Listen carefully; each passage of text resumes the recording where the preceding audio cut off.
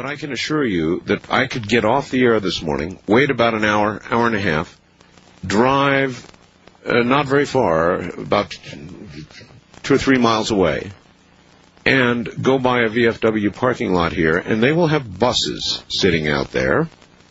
And on the side of the buses, 3 or 4 of them, it says, as plain as day, Area 51. And slowly but surely, wives and relatives will come, and cars will park, and people will get in the buses, and these buses will roll away to Area 51. Now, why they put that on the side of the buses, I don't know, but I live here. I know it's true. I've been there and seen it.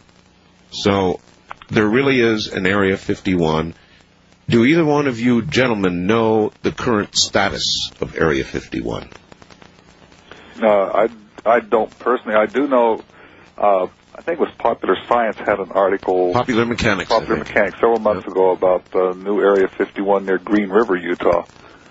And I happen to have a campground and mobile home park in Moab, which is fairly close by. And I drove out to that, and that's an old abandoned Nike base.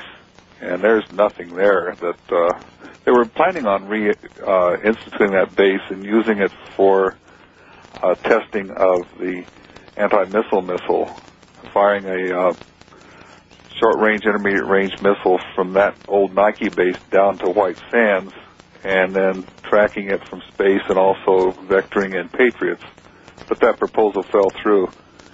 So that, I think, was the start of the rumor. However, there's a lot of activity just starting up around Wendover, and I think that has to do with the destruction of some of our stockpiles of biological chemical weapons. Uh-huh. All right. Very good. Let us proceed. West of the Rockies, you're on there with Ronald Regier, Daryl Sims, and Art Bell. Hi. Hello, Art. Hi. This is Leonette from Flagstaff, Arizona. Yes, ma'am. And my first question was for Daryl. He might have some memory of this or knowledge of this. In 1969, I was working for a radio station in Hawaii, and the emergency broadcast system was activated. And from what I was told, it was a nuclear attack alert, something on that order. No one in the station knew what to do. They all freaked, and so they did nothing. And then it was soon after that they received a message saying that that had been a mistake. Somebody had put in the wrong tape somewhere on the continental United States. I remember that. Okay, and then after he answers that, I have another question for both of them. But all right, well, it is I also remember that particular incident, and I also was working at a radio station when that occurred, and it scared the hell out of everybody, and they claimed that it was a simple mistake, that somebody, as she pointed out, had put in a wrong tape or whatever, but there were, I know a little bit about it, and there were code words that had to come down. There were all kinds of things that had to go before the EBS was activated, EBS at that time. And I wonder if there could have been more to that story than we knew. Either one of you? I don't know of anything about that. Daryl? I don't know anything about it. I'd heard about it, but I don't know any of the particulars. All right. Best we can do. Sorry, ma'am. Anything else? Okay. The other question I had was for both of them. I find it kind of a little coincidental that both of you were having phone problems to begin with at the beginning of the show. So did we. And that you had to go to other phones. Art Bell, it's been said before that he was being used for disinformation. And I'm wondering, is it possible that either one or both of you are part of that disinformation? Oh, good question. Hold on. It is a good question, you guys. After all, we've got one guy who was CIA and quit. We've got another who worked in the spy satellite business who quit, and a talk show host constantly being accused of being black ops. Now, how would you guys like to deny it?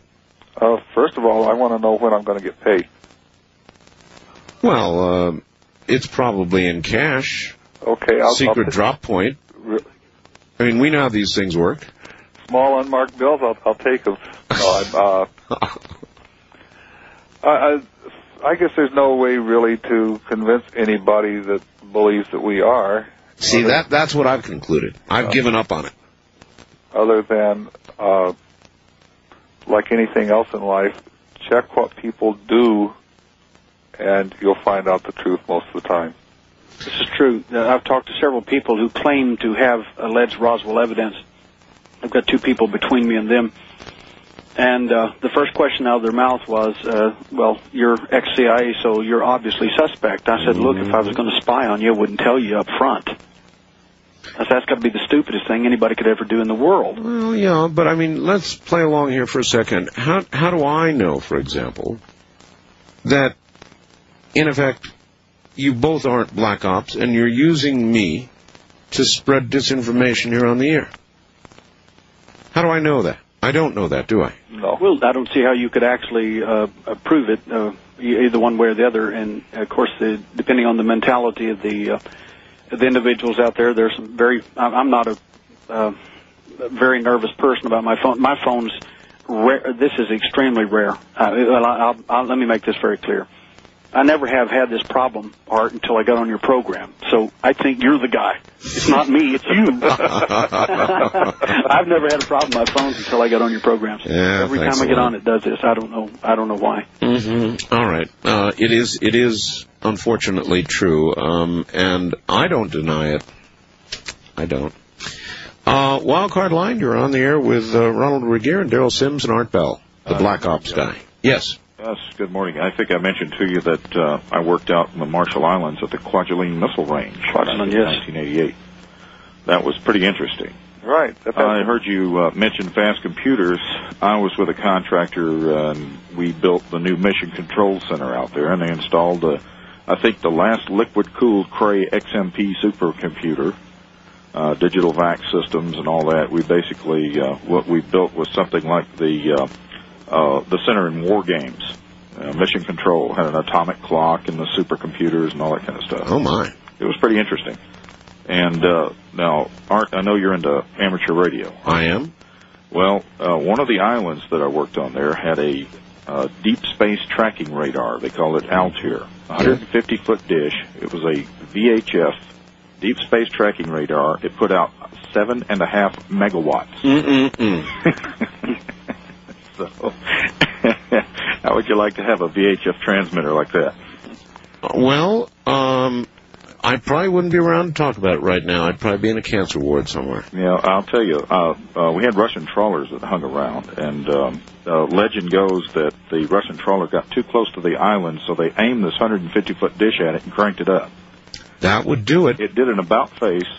The sterilized Russians aboard, of course, they had smoke coming out of it. I heard a rumor about that. Is that a true story? It's kind of an island legend. Of course, it could have happened, but now out there, with all of the surveillance gear that we had aimed at the sky, there had to have been things that they saw. Well, I mean, this thing is, I don't know if you're familiar with the Kwajalein Atoll, but it's the largest coral atoll in the world. It has a lagoon that's 30 by 60 miles.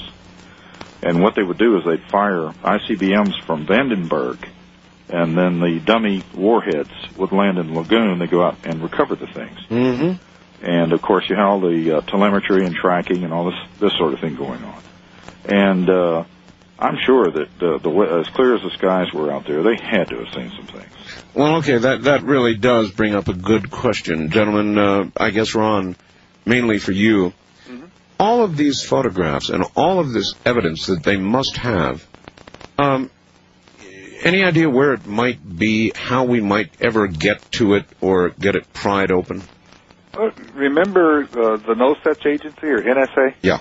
Yeah, they have admitted to having 279 documents relating to UFOs. They've released 2. Now, let's roll through this again. NSA has admitted to having 279 documents relating to UFOs and have released to date 2. That's correct. Where does that information come from? That was in a lawsuit by citizens against UFO secrecy, or CAUSE versus the NSA. Really? Mm-hmm. So what is the state secrecy concerning UFOs if the other 600 and some are not released? If they don't exist, what's the secrecy problem? What their claim is that revealing these data would show capabilities of some of our signals intelligence gathering capabilities. They add to that our intelligence gathering capabilities in reference to UFOs in particular.